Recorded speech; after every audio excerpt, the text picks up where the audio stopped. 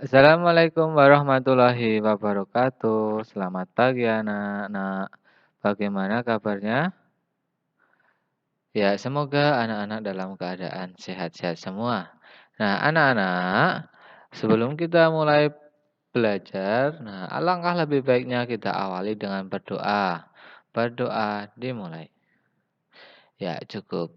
Nah, anak-anak, seperti yang anak-anak lihat di sini, ini adalah gambar proses terjadinya hujan.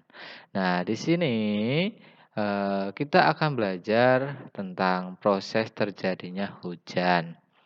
Nah, di sini ada yang namanya awan, ada matahari, ada air. Nah, ini semua adalah bagian-bagian dari hujan, bagian-bagian proses terjadinya dari hujan. Nah, seperti itu. Nah, bagaimana prosesnya? Nah, ayo kita simak bareng-bareng. Nah, di sini yang pertama ya.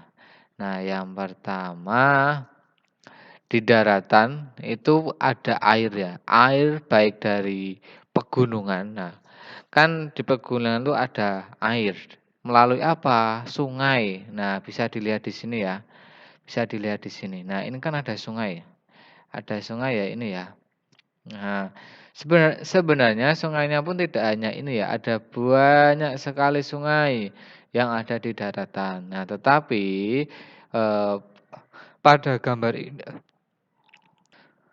tetapi pada gambar ini dijelaskan secara sederhana saja supaya anak-anak lebih mudah dalam memahaminya. Nah, di sini ada sungai. Nah, sungainya ini ya, ini mengalir ke laut.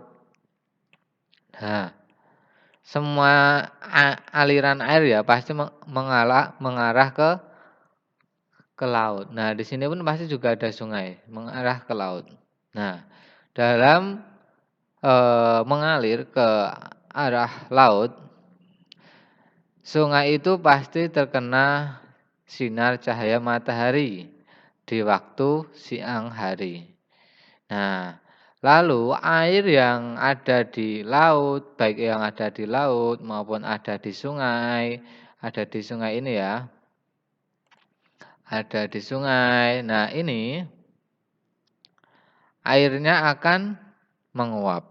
Nah, air itu jika terkena panas itu akan mengalami penguapan atau menguap. Nah, kan cahaya matahari itu kan mengeluarkan panas juga. Bisa anak-anak rasakan sendiri jika anak-anak eh, sedang terkena cahaya matahari. Nah, itu anak-anak pasti akan mengalami panas atau terasa panas cahayanya. Nah, di sini air pun yang terkena cahaya matahari, baik yang ada di sungai, yang ada di laut, ini mengalami penguapan. Nah, lalu menguap. Nah, air ini menguap ya, menguap ke atas. Nah, kan menguap kan dari air menjadi gas. Nah, jadi uap-uap air. Nah, uap-uap air lalu berkumpul ya menjadi awan. Nah, setelah itu awan naik ya, naik ke angkasa. Nah, semakin tinggi. Nah, ke tempat yang lebih tinggi. Nah, di daerah yang tinggi atau di tempat yang tinggi udaranya semakin dingin. Nah, semakin dingin. Jadi di sini itu udaranya dingin. Nah, udaranya dingin. Nah, karena udaranya dingin, uap air yang berubah jadi awan itu lalu mengalami pengembunan. Nah, mengalami pengembunan atau mengembun ya. Nah, mengembun itu kan dari gas menjadi titik-titik air. Nah, jadinya awannya itu mengembun menjadi titik-titik air. Nah, lalu titik-titik air itu jatuh ke bumi. Nah, jatuh ke bumi yang biasa kita sebut dengan hujan. Nah, seperti itu ya. Nah, lalu air yang sudah jatuh ya atau hujan itu pun mengalir ke daratan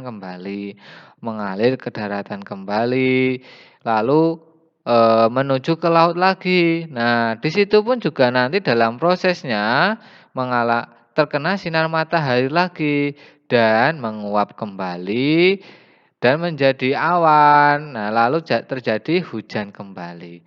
Nah, dan begitu terus proses terjadinya hujan. Nah, bagaimana? Sekarang anak-anak sudah lebih paham lagi belum tentang proses terjadinya hujan? Ya, semoga anak-anak paham tentang proses terjadinya hujan. Nah, mungkin itu saja yang dapat, Bapak sampaikan. Eee, Jika ada salah dalam menjelaskan saya mohon maaf. Bila taufiq wal hidayah. Assalamualaikum warahmatullahi wabarakatuh.